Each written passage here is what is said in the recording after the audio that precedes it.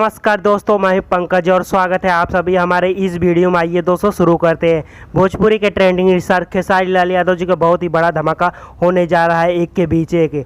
आप सबको बता दूं कि खेसारी लाल यादव जी का बहुत ही बड़ा धमाका होने वाला है, जिस गाने का नाम है बाट देबू प्रसादी। इस गाने का वीडियो सॉन्ग्स आप लोग के बीच कल रिलीज किया जाएगा। तो दोस्तों आप सबको बता दूं कि ट्रेंडिंग स्टार खेसारी लाल यादव जी का तीन खबरें साथ में आ रही हैं कि बहुत ही बवाल होने वाला है एक साथ में।